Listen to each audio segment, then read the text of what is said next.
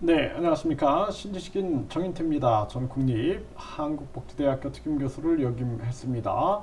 한국 가계부채 비율이 세계 1위다. 그런데 급격한 금리 인상을 하고 있죠. 이게 얼마나 큰 문제인지 이 지금 무능한 이 정부가 이거를 깨닫지 못하고 있다. 저는 그렇게 생각을 합니다. 네.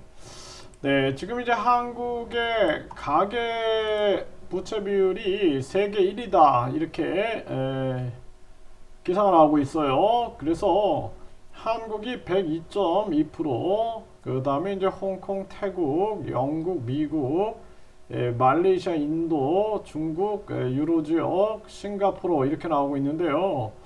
사실상 이렇게 가계 부채가 많게 되면은 이때는 금리를 인상할 때 굉장히 조심해야 되는 것입니다. 이 미국이라는 나라는 이 가계부채도 한국에 비해서 낮지만 기축통화국이죠. 그리고 강대국, 무기 강대국입니다. 전쟁이 고조되면 무기를 판매하고 그리고 이런 강대국을 이용해 가지고 다른 기업들을 미국에 막 유치를 하고 있죠. 메이드 인 USA. 이런 미국을 따라한다라는 건 말이 안 되는 거예요. 그렇기 때문에 일본 같은 경우에는 금리를 마이너스 금리를 유지하고 있는 겁니다. 왜냐하면 그 나라 사정을 생각하는 거거든요. 그럼에도 불구하고 우리나라는 금리를 계속 올리고 있는 거예요. 그러면 가게들은 정말 죽어나가는 겁니다. 죽어나가는 거예요. 이런 아주 심각한 정황이다라는 것입니다. 그래서 우리나라는 미국이 금리를 급격하게 올린다고 미국 따라가면 안 됩니다. 일본이 마이너스 금리를 유지하죠. 우리나라 같은 경우에는 동결을 한다든지 올리는 신용만 해야 돼요. 신용만. 네, 그렇게 해가지고 일단은 가계와 기업을 살려야 됩니다. 이게 우리나라 경제 주체가 가계와 기업인데 금리를 계속 올리게 되면 기업도 망하고 가게도 망하는 거예요. 그래서 지금 돈줄이 마르는 겁니다. 돈줄이.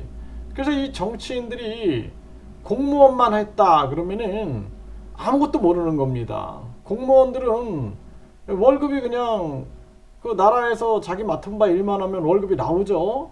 그런데 자영업만 해봐도 경제 생리를 알게 되는 거죠. 그래서 지금 금리를 올리는 것은 우리 기업과 가게를 죽이는 일이다라는 거예요.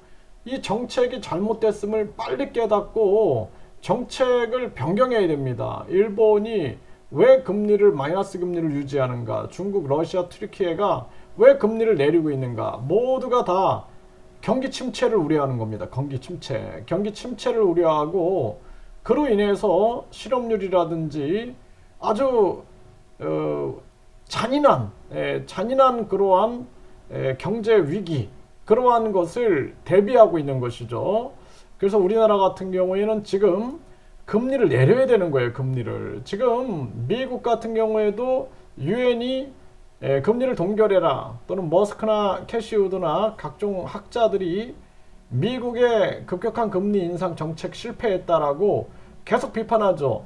그럼에도 불구하고 연준이라는 곳은 사기업은행연합회 아닙니까? 이들은 기축통화 지위를 유지하기 위하여 계속 강달러를 만들고 메이드 인 USA를 외치면서 전쟁 위기를 만들면서 계속 무기를 판매해서 자국의 이기주의 이익에 도달하기 위한 그러한 행보를 하고 있는 것이죠.